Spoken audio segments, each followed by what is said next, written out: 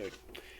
Welcome back to Super Sentai Review, episode number 59. This is discussing episodes 8 through 11.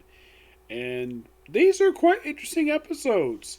Now, two of these episodes, episodes 8 and 11, are focused on the chief and his daughter, Misa. And this is unusual because in the last two Sentai I watched, which was Danzaman and Battlefield J, the mentor of the team technically never had an episode focused on him. So with this one, the first one, it's like basically Panther comments to the chief like, "Oh, you have an awesome daughter. You're so lucky to have a daughter who listens to you." And well, she's a good person. And of course, he's very much spoiling his daughter, but he's a very good father.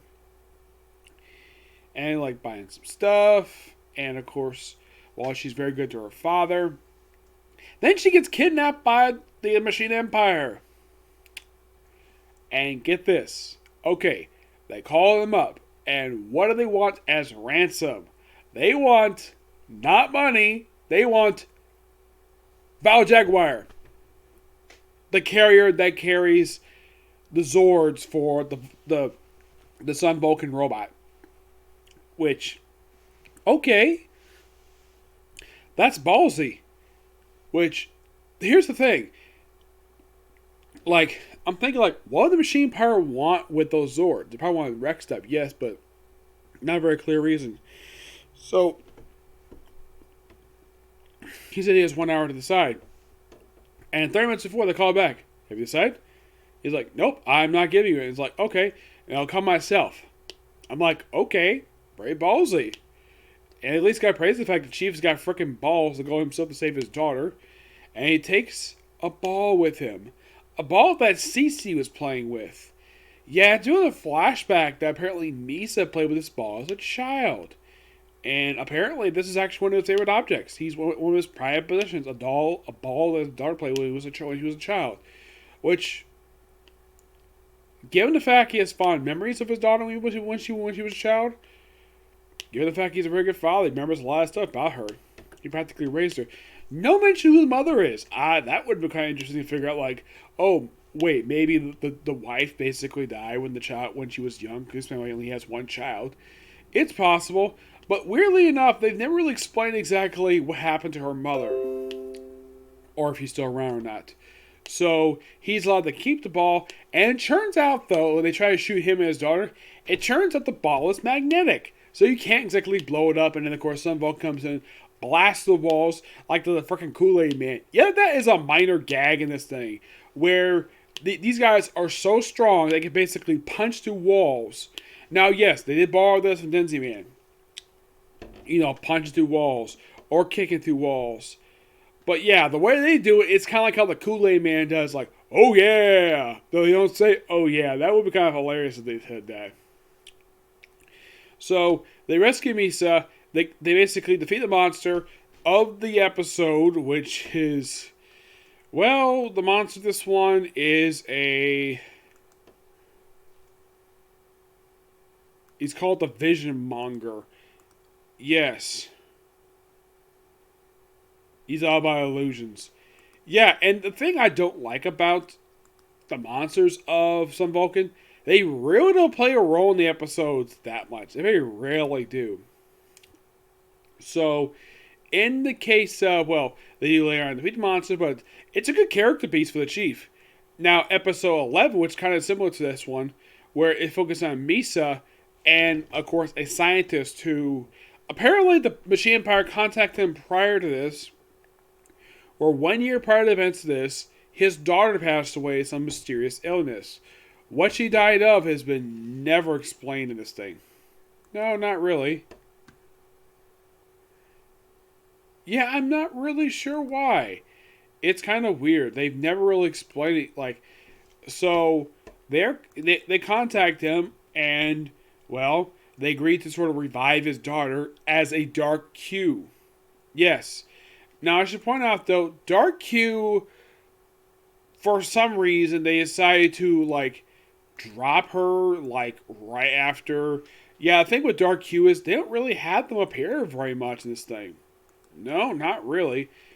I mean, if you want to know how many episodes they appear in, Like, they appear in episode 8, and they're basically not here for much longer. By episode 21, they're pretty much dropped from the series. Mm-hmm.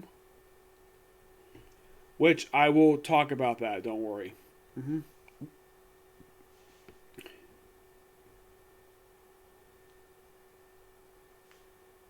Yes.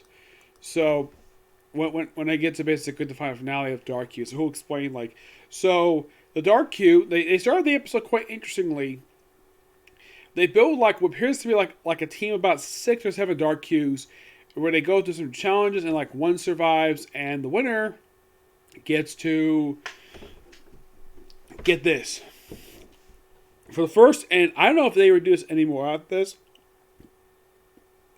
but they proceed to have Dark Q pose as a little girl, which that's interesting.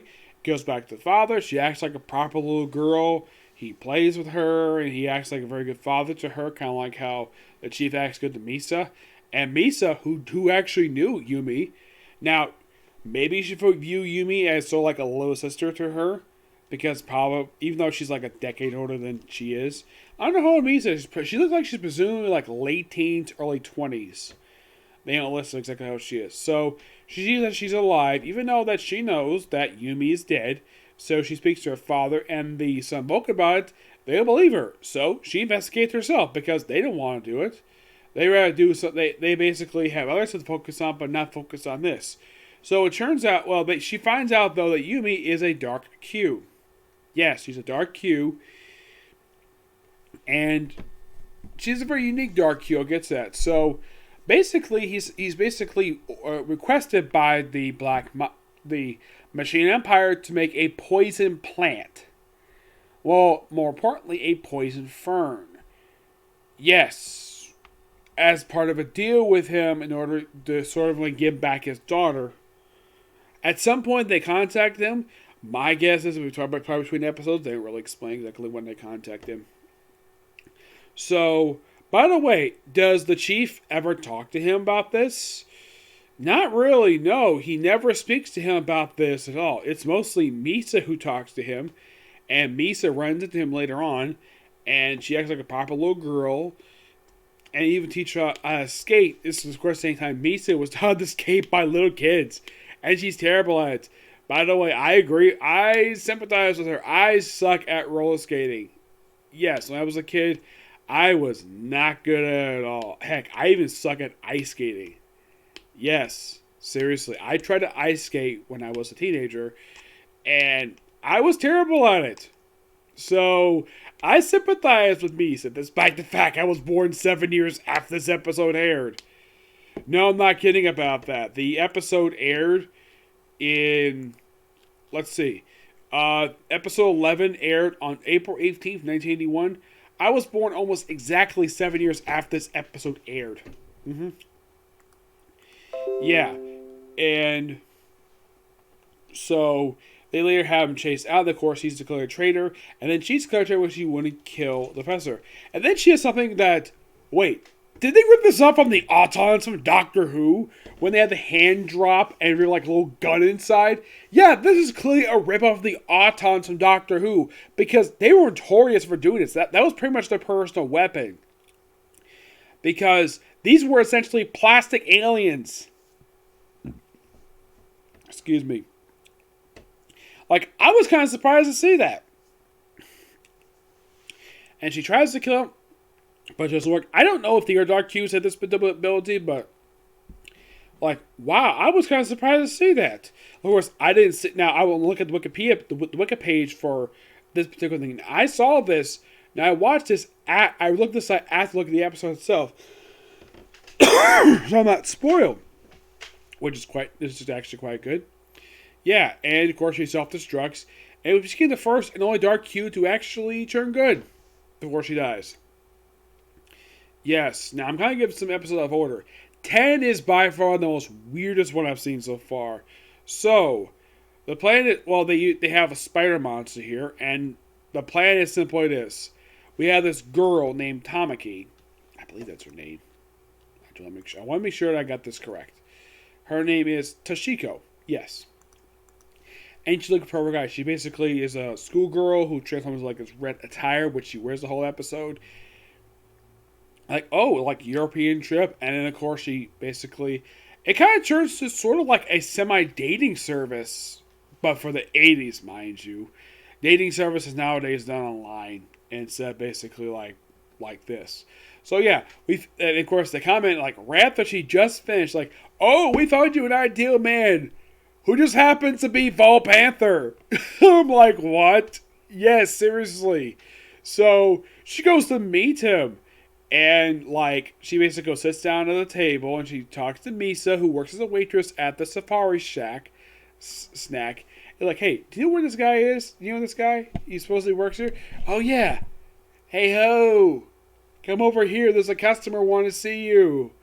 And, of course, she asks him out. Yes. She's the one who asks him out. She says no. He says no. And tries to run away from her. And then, of course, he's over the chief. Go on a date with her, despite thinking this might be a trap. Like, fine. And they go shopping, they have drinks. Turns out a nice day, and then they go and then take a taxi ride to this mansion in the middle of nowhere. Where it turns out it's a trap. Now, she, of course, is not involved with the whole thing with the Machine Empire. She's basically a pawn for them. And then eventually he does protect her. Of course, he does kind of unintentionally reveal to her when he's in his Vol Panther form that he is in fact the guy she was with. And she's kind of surprised about that. And then of course she walks off. And yeah. So, and then they battle the monster. And well, they do beat him in the robot. And of course she goes off, and as far as I know, I don't know, I kind of looked it up basically if she shows up ever again. I don't think she shows up again. It would be kind of interesting her to pop up again, but she just walks off and just doesn't have more contact with him. I'm like, really? So she figures she's a pawn for the Machine Empire and she just basically walks off? Yeah, I don't get it. Yeah, by far one of the most weirdest episodes, like, had the most weirdest ending. Now, 9 is by far the most creepiest one. Oh my gosh, this one was so creepy. So, excuse me, so, by the way, his name is Hell Saturn. I thought it was Sun Saturn. It was actually Hell Saturn. That's the villain's name. My mistake on that part. So he orders this particular monster, go kill this monster, and he's like, okay, and he actually succeeds. Like, wow, that is quite unusual because this hardly ever happens. Like, they give orders to do something, and a lot of the time they never succeed.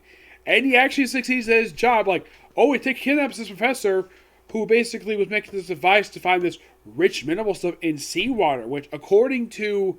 Now, this particular professor is an old friend of Vol Eagle. Actually, no, not Vol Eagle. It was an old friend of Vol Shark.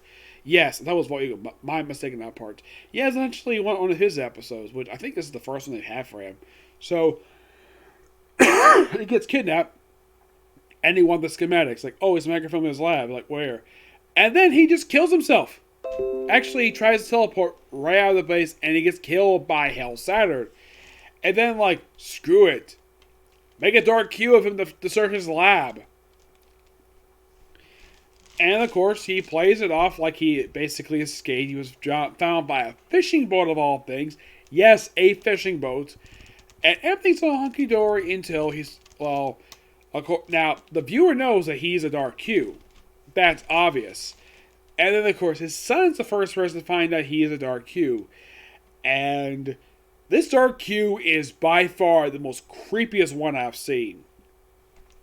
And eventually the wife finds out, and he was like, I'm going to chase you all around my laboratory, despite the fact I have no reason to kill you, no reason to do this. He does this the whole time, like, I'm like, what the heck? Seriously.